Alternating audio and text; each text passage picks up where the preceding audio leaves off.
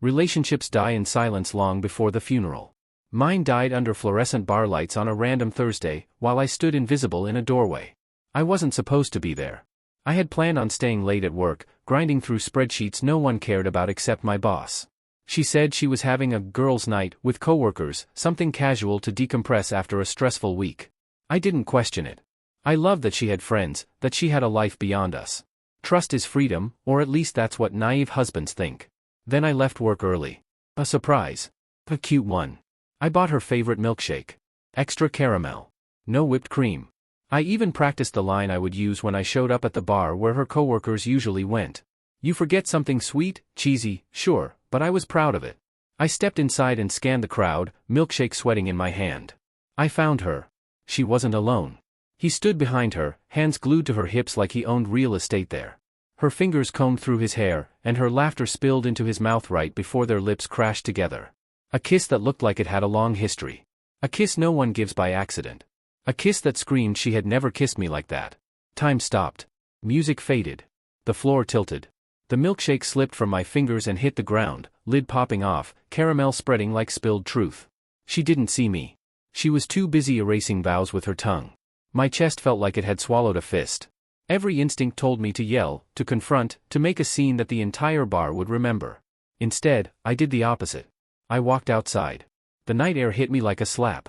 My hands shook so hard I almost dropped my keys. I sat in the car and stared at the steering wheel, breathing like someone who forgot how lungs work. Maybe there was context. Maybe she was drunk. Maybe this guy forced it. Maybe this was a nightmare where logic melted into paranoia. Except I saw her smile. I saw her pull him closer. I saw desire that needed no translation. 10 minutes passed. She texted me. Love you. See you later tonight. I stared at that heart like it was a ticking bomb. I didn't respond. I drove home on autopilot, replaying the scene like a broken tape. She came in around midnight, smelling like perfume that wasn't hers and whiskey she didn't like. I was already in bed, pretending to sleep because I didn't trust my voice not to break. She slid under the covers and curled into my back. She whispered, "You are my whole world." My eyes burned in the dark. Morning brought rage. I confronted her, no theatrics, just truth. "I saw you last night." Her face drained of color so fast she looked like a ghost who realized she was dead. Silence. Then trembling. Then tears. She swore she was drunk. She swore it meant nothing. She swore it only happened once. A single lapse. A stupid mistake. She begged for forgiveness like forgiveness was oxygen. She even slapped herself, like punishing her body would erase what it did. I was wounded enough to accept the lie. I wanted my life back. I wanted the person I married. I wanted reality to stop spinning. So I agreed to try, to rebuild, to believe her. We went through routines of healing. Date nights. Therapy. Promises whispered like prayers. I convinced myself that I saw the worst right there in that bar. Then 2 weeks later everything collapsed again. Accidentally. Quietly. Cruelly. I walked into the kitchen to grab my laptop. Her phone was on the counter, screen lit up from a notification she didn't have time to swipe away. 3 words that changed everything. "Brandon, hotel tonight again?" Not once. Not a mistake. Not a drunken blur. A ritual. The same man. The same lies. The same betrayal she tried to bury alive. My vision narrowed. My pulse hammered. I scrolled through messages with shaking hands. Years of texts. Years of photos. Years of plans. Years of our entire marriage serving as the inconvenient backdrop to their romance. My wife walked in, humming, almond milk latte in hand. My voice was ice. "So. Once." Her eyes widened. The mug slipped. Coffee splashed everywhere. That was the moment she realized she wasn't begging for forgiveness anymore. She was begging for mercy. You never realize how many memories are landmines until every single one starts exploding beneath you. As she scrambled to wipe up spilled coffee with shaking hands, she tried to speak. Her mouth moved, but no full sentence dared to come out. The truth had finally ripped the script from her hands. I didn't yell. I didn't throw anything. I didn't demand answers. I did something scarier. I watched her. She kept saying, "I'm sorry," like it was a magic spell she hoped might reverse time if chanted enough. She clutched my wrist like drowning people cling to buoys. That desperate grip told me everything. She wasn't sorry she cheated. She was sorry I knew. I sat down and asked the question that froze her bones. "How long?" Her gaze dropped to the floor. She whispered, "A year." I waited. Silence stretched like a wire about to snap. "A year?" I repeated. Fear crawled up her throat. Okay, 2 years. I didn't move. Didn't blink. I just let the quiet expose her. Finally, the truth she hoped would never see daylight. 3 years. 3 years of smiles weaponized into cover. 3 years of affection used as camouflage. 3 years of me sleeping beside an actress performing the role of loyal wife. Who is he? I asked, though the name already dug its claws into my brain. Her voice tried to vanish. Brandon. The creepy coworker she swore avoided her. The man she claimed flirted with her relentlessly. The one she assured me I had nothing to worry about. She built a villain to hide the hero of her secret life. I stood up. Not dramatically. Just stood. She collapsed to her knees as if gravity suddenly tripled its weight around her. She clutched my leg like she could root herself into me. Please don't go. Please. I'll block him. I'll quit my job. I'll do anything. I love you. Love isn't the words you shout. It's the choices you make. And her choices told a different story.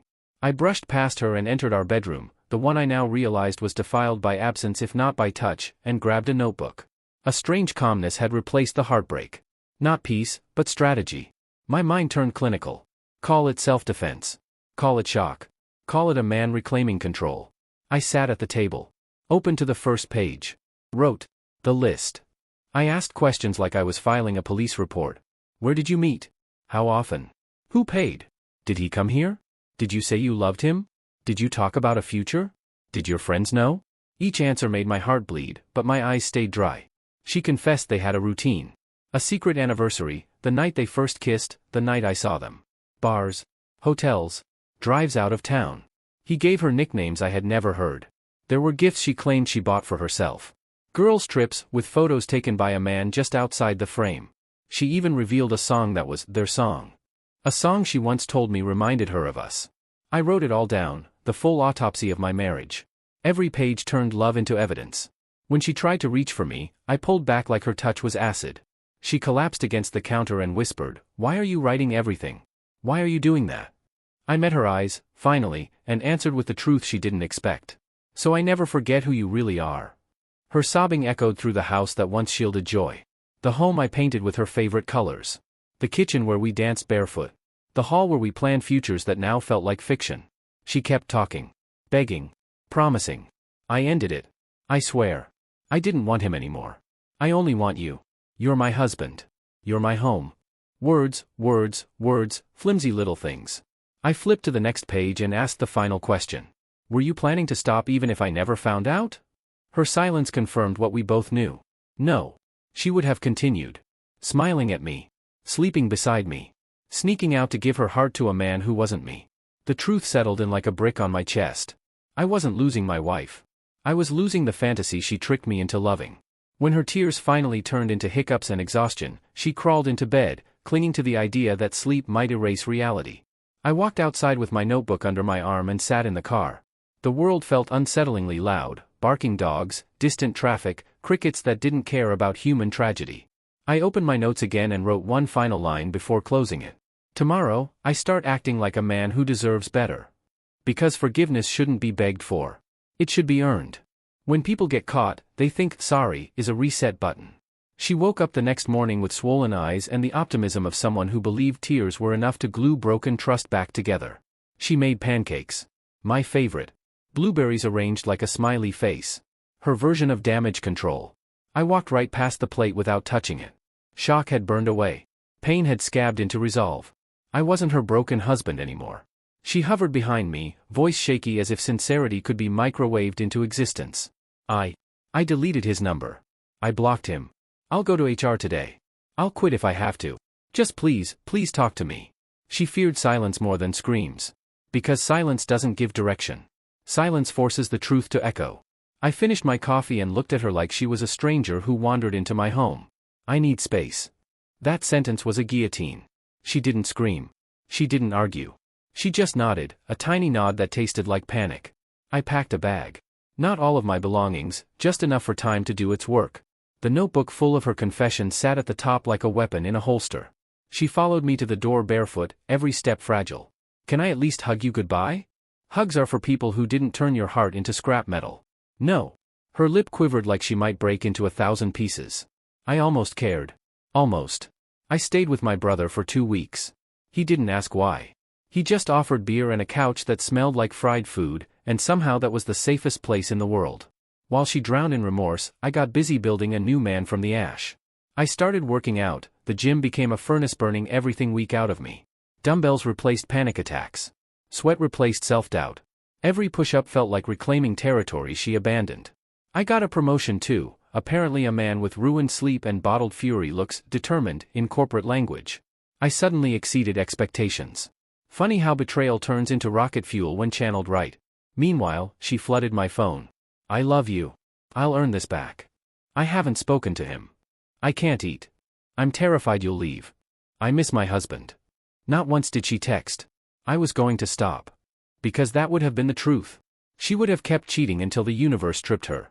On day 11, she sent a photo. Our front door, decorated with sticky notes. Every single one said something different. Please come home. I was stupid. You are everything to me. I'll prove I deserve you. It wasn't the notes that hit hardest. It was realizing she finally understood the scale of what she'd broken. On day 13, she tried humor. Remember how you once said you'd leave me if I cheated? Guess I'm lucky you're stubborn. Jokes from the condemned never land well. By day 15, desperation took the wheel. She showed up at my work parking lot, mascara smeared like a permanent reminder of guilt. She ran to me the second she saw me. You look different, she whispered. Stronger. Taller. Less hers. She reached for my face, a move she'd done 1,000 times, and froze when she saw the look in my eyes. Fear. She finally saw it. She finally saw consequences. I know I don't deserve forgiveness, she said. But please, let me show you that I can be better. Her voice cracked like thin ice. I didn't push her away. I didn't forgive her either. I just said, you get one chance. One. And you don't get to know how I'll use it. Confusion flickered behind her lashes. She thought that meant reconciliation. What it actually meant was strategy. Over the next month. She tried. Oh, she tried. She cooked. Cleaned. Left love notes. Deleted social media. Quit her job. Cut off every male friend. Turned her phone screen toward me whenever she used it. She became a ghost haunting the Church of Redemption. Yet the whole time, I waited. I waited for the moment she believed the danger had passed. For the moment she felt safe again. Because betrayal doesn't deserve a clean ending. It deserves closure with teeth. On the morning of our anniversary, the same date I saw her tongue inside a stranger's mouth, I made a reservation at a beautiful restaurant. She wore the dress she wore on our first date. She looked like nostalgia wrapped in regret. Candles. Wine. Soft music. Hope flickering back to life in her eyes. She thought this was the night we began again. She didn't know it was the night she lost everything she took for granted. When dessert arrived, the waiter placed 2 plates. Hers wasn't cake. It was an envelope. Inside? Printed messages. Photos. Timestamps. Location history. Hotel receipts. Her face drained into chalk. I told you everything, she whispered, voice thin as paper. I leaned closer. You told me what you wanted me to know. Tears finally stopped working. I thought you forgave me. I never said that. Her breathing turned uneven. She looked like she was drowning in a room full of oxygen. I sat back and watched realization calcify. This wasn't a conversation. This was a verdict. I'm filing for divorce, I said. She shattered. She begged the universe to reverse time. She grabbed my hand. She slid to the floor. She sobbed so loudly other diners froze mid-bite. I offered one final truth. You spent 3 years lying, and 6 weeks pretending. I spent those 6 weeks watching the real you. I stood. Placed the ring on the table. Her hands clawed at her chest like she could rip the pain out. I walked away without looking back. Outside, the night felt warmer. Lighter. Cleaner. I wasn't the man she cheated on anymore. I was the man she never expected to become. People think divorce ruins you. Truth is, betrayal ruins you first. Divorce rebuilds. She tried everything while the papers processed. Handwritten letters taped to my door. Voice messages of her sobbing apologies. Flowers she couldn't afford. Showing up at places she knew I'd be just to collapse into one more breakdown. She said she was getting help. Therapy. Support groups. God. I didn't doubt it. But she wasn't doing it to become better. She was doing it to become mine again. Too late. The truth changed me. Not into someone harder, but someone clearer. Someone who saw value in himself without needing to be chosen by a woman who chose someone else every night she stepped out. One day, she asked the question she feared most. Is there someone else? No, I said. But there will be. And she won't have to earn back what you threw away. Watching those words hit her felt like watching a bridge collapse. She clung to the fantasy that redemption guaranteed reward. It doesn't. You can cry over the mess you made, but you still have to live in it. She lost friends, the ones she lied to, the ones who watched her become a stranger to herself. Her family, embarrassed by the public discovery, kept their distance. Even Brandon, the guy she broke vows for, ghosted her once the spotlight turned harsh. Turns out the man who cheats with you rarely wants to be the man who stays with you. I heard she went back to therapy. Not to apologize to me, but to finally ask herself why she torched the one thing that was real. Meanwhile, I kept moving. My job gave me leadership opportunities. The gym gave me confidence. The silence gave me peace. The future didn't feel like something to fear anymore. I boxed up everything tied to her, photos, cards, trinkets she said meant something, then carried the box to the trash. A symbolic funeral that smelled like freedom. On the day the divorce finalized, she showed up outside the courthouse in the same dress she wore the night she begged for forgiveness. Makeup clean this time. Eyes steady. It almost fooled me. "Can we talk?" she asked. I agreed, only because closure should be spoken aloud. We sat on a bench. She wrung her hands until her knuckles blanched. "I know I can't undo what I did," she said. "But I need you to know. I really did love you." Her voice cracked on the last syllable, like truth was a blade digging upward. I answered her with calm, quiet honesty. "You can love someone and still destroy them. Loving me wasn't the problem. Respecting me was." She broke again. Not loud. Not dramatic. Just, crumbled. "I will never forgive myself," she whispered. "That's your burden. Not mine." She nodded. Tears rolled anyway. I stood. No more calls. No more messages. "You let me go, like you should have years ago." She looked up at me, devastation softening every line in her face. "You were the best thing that ever happened to me. I hope you never forget that," I said. "Maybe it'll stop you from ruining the next person." She tried to smile, like maybe one tiny piece of hope survived that final blow. It didn't. I walked away, each step dissolving the shadow she cast over my heart. I didn't look back. The world felt lighter. Brighter. Honest. Months later, I met someone new. Someone who laughs without guilt. Someone who doesn't flinch when I ask simple questions. Someone who doesn't hide her phone face down. Someone who kisses me like she knows what loyalty tastes like. I don't compare them. Comparison belongs to ghosts. My ex reached out once more through a mutual friend, a message carried like a prayer with no altar left to land on. She said she still dreams about him. She wakes up crying because she lost him. The friend asked if she should pass anything back. I thought about it for a moment. Then said, no. Some stories require an ending. This was mine. She said it happened once. Then I found 3 years of lies. Now she cries over a past she set on fire. I sleep well.